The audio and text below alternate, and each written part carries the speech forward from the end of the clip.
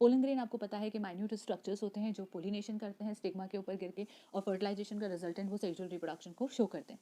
तो यहाँ पे जो पोलन ग्रेन है उनका स्ट्रक्चर किस तरीके से होता है वो मैं यहाँ पे एक्सप्लेन करने जा रही हूँ कि स्ट्रक्चर ऑफ पोलन ग्रेन में, पोलन ग्रेन का दो टाइप का स्ट्रक्चर होता है, एक होता है एक्साइन और एक होता है इंटाइन। यानी कि जो स्ट्रक्चर है वो दो पार्ट कंसिस्ट कर रहा है, पहला एक्साइन और दूसरा इंटाइन। एक्साइन जैसे कि नाम सजेस्ट कर रहा है, एक्साइन जो होगा वो आउटर पार्ट कहलाया जाएगा और इंटाइन जो है वो इनर पार्ट कहलाया जाता है।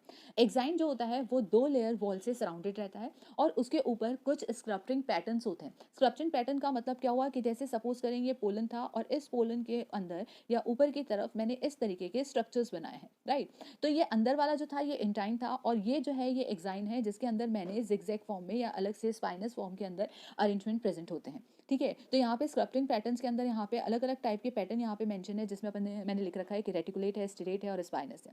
और इन्हीं के अंदर जर्म पोर्स भी प्रेजेंट रहते हैं। यहाँ पे मैंने जो स्पाइनस स्ट्रक्चर बताया था उसके अंदर कुछ इस तरीके से यहाँ पे जर्म पोर प्रेजेंट रहते हैं और इन जो खाली जगह है इस खाली जगह को हम जर्म पोर कह रहे हैं। नेक्स्ट इसके अंदर लिखा है कि contain the substance sporopollenin protect from the physical and biological decomposition, जो कि आगे जाकर के इनके अंदर ऐसे सब्सटेंस भरी रहती है जिसको हम बोलते हैं स्पोरोपोलिन, जो कि जो पोर्स हैं, स्पोर्स यानी कि पोलन्स जो हैं उनको फिजिकल और बायोलॉजिकल डिकम्पोजिशन से बचाते हैं, बाहर के एडवर्स एनवायरनमेंट जो है या एडवर्स कंडीशन जो है उनसे बचाने का काम करते हैं।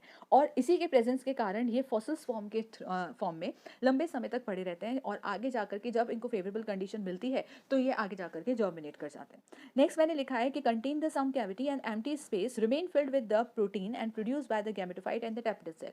इनके अंदर कुछ ऐसे सब्सटेंस भरी रहती हैं जो प्रोटीनेशियस नेचर की होती है और जो गैमेटोफाइट और टैपिटल सेल जो होते हैं उनके द्वारा प्रोड्यूस की जाती है।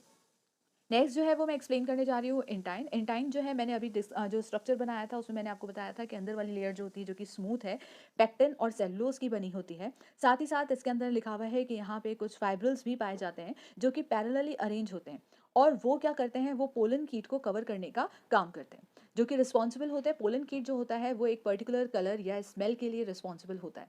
और जो पोलन है जब भी किसी मॉइस्चर या प्रोटीन के कांटेक्ट में या रिलीज होने के बाद उसके कांटेक्ट में आता है तो कई बार ऐसा होता है कि कुछ पर्सन्स के अंदर ये डिजीज़ भी कॉज कर देता है, जैसे कि हे फेवर है या एपोलन एलर्जी है, जो कि रिस्पॉन्सिबल होती है कि आगे जाकर के इसके अंदर जो प्रोटीन है वो एस्थमेटिक पेशेंट के अंदर भयंकर वाली एलर्जी कॉज करने का काम करती है।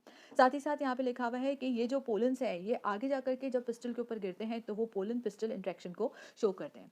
डायग्राम के अंदर देख सकते हैं, मैंने कहा था कि अंदर वाली लेयर जो है वो इंटाइन है और वो पेक्टिन और सेलुलोज की बनी रहती है। बाहर वाली जो थी वो एक्साइन थी और वो दो लेयर से सराउंडेड वॉल होती है उसके ऊपर। साथ ही साथ इसके अंदर न्यूक्लियस पाया जाता है और जर्म पोर्स पाए जाते हैं और इसी के अंदर स्पोरुलिन और पोलन कीट जो है वो प्रेजेंट रहते हैं, जो कि एडवर्स कंडीशन से या आपके एनवायरमेंटल कंडीशन अगर सूटेबल नहीं होती है तो वो जर्मिनेट नहीं करने देती है और उसको प्रोटेक्ट करने का काम करती है।